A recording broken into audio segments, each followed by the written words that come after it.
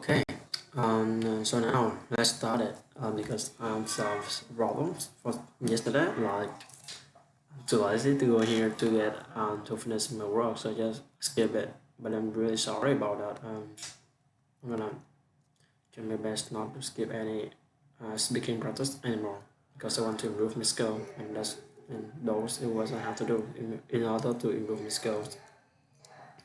Okay, so let's start it. When most of people have sat in chair, it's not about what college we're into. It's about their own initiative, their own drive, their own ambitions, their own curiosity.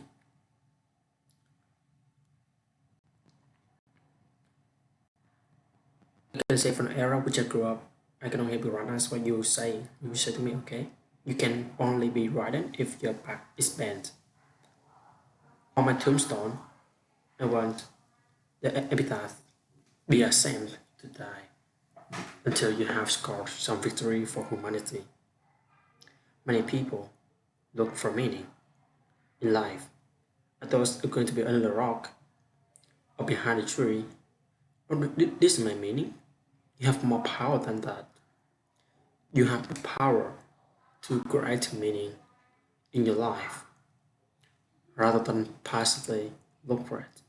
Meaning to me is doing no more of the work today than I did yesterday, and it has its meaning for me.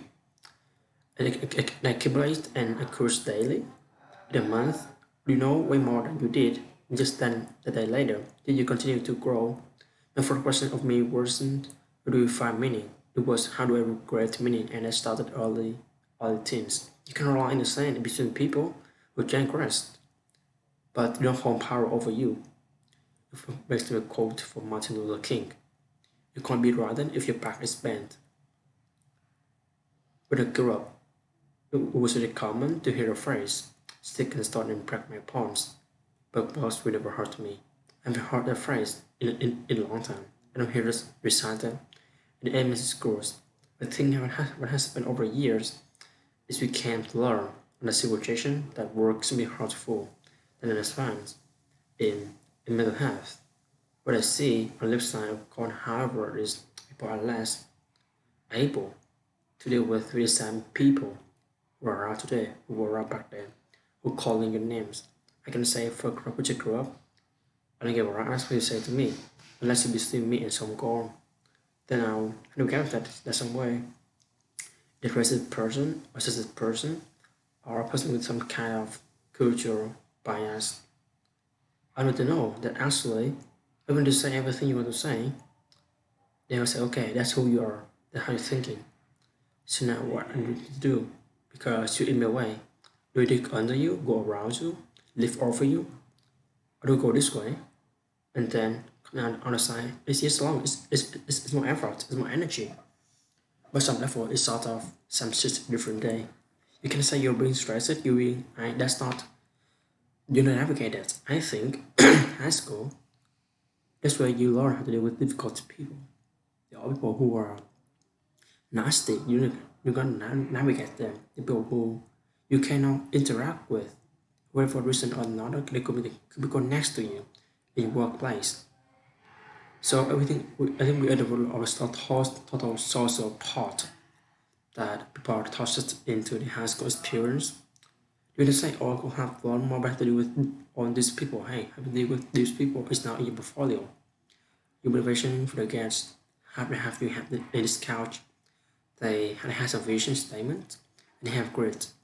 Okay, they knocked down, knocked out, this the back up, they try another way, they got knocked out again, and then they were successful, either by mental health or influence or just joy in the live persons.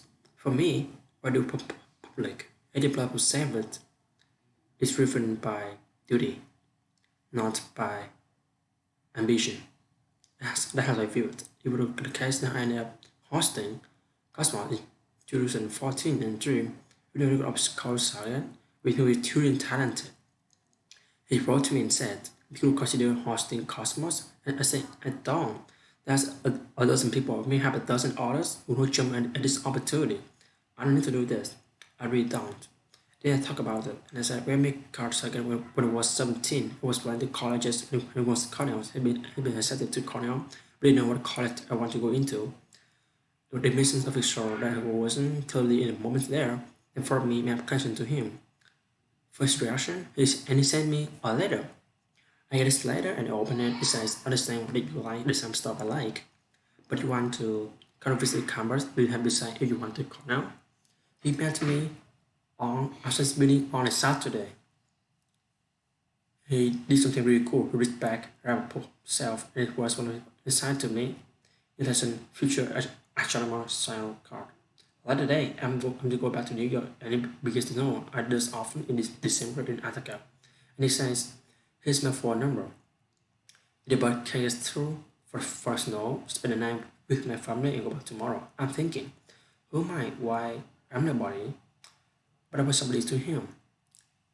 And I said to myself, even I'm not as mortally famous as he is, I wish students the way he has treated me. If we can fold this memory into this next canvas, if we have a way to justify who I am at the next cover because the torch got passed. It was passed in 2014. It was passed in 1975 to New York Times Future Astronomer. I still have a book. I was an adult scientist, but a kid who never lost curiosity. The most people have set the chair into a collectible into is about their own initiative, their own drive, their own ambitions, their own curiosity that is not taught in school. Sadly, school they view you as an empty vessel. You put information in. They over here, you praised. You might even commencement speech. Come checkers and movers of the world. I don't think so. When you come to that step, another school, you're not singing the allies cover song. School sound forever. You be the baby's heart song. You be singing Shang-Chi. I to go 2 3 months without learning anything. You should be sad that school's over. Not happy. And so you leave school. You say to yourself, I know more how to learn. I don't have a curiosity of all things that have yet been exposed to. And we can't become a lifelong learner. Right? I read things that take me to places where other people think. What is your dad that impacted you so much you still carry today? For me, at least was the full of wisdom did he claim in his life, and it successfully communicated to me, either by example, by just a statement. In high school, he was in gym class, and we were climbing up, and we were about to enter the next athletic unit, and it was track and field. And the gym instructor pointed to my father on the line and said, Sir Tyson, if they look at him, he has a potty tab, it will excel, didn't check. And he says, what? No one is going to tell me what I can't do in my life. And he used that as a reason to start running. With a few years of that, he began a world class. In 1948, Olympics were not yet ready to come back. There was because still rolling from the physical work world. Instead, it was still an Olympics. It was called the Cheer Olympics in the White House in Hitler Stadium. So I compete in Hitler Stadium in the 1940s. The reason why I'm saying that is this friend of his named Johnny Johnson was committing the New York Athletic Club. The New York Athletic Club at the time is the only white Protestant still at a club, the Pioneer Club, which everybody who would accepted the New York Athletic Club, which was basically blacks and Jews, and his best friend Johnny Johnson, okay, was coming at the back, which changed. My grip coming on final straight away. And a runner for your other few paces behind me, Johnny Johnson overhears. That's the runner couch. Catch say, catch that nigger. And he overheard this. So did he say, and so did he say to himself, he said, is it one nigger he ain't gonna catch? Alright, we got some problem.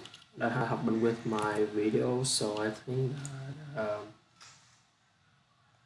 or there must be some problem that happened with my video. So I'm gonna use this 1 minute to say about myself like.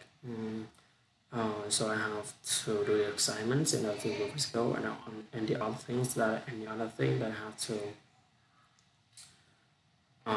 do about the teams from essay which is a really hard thing that is about um, for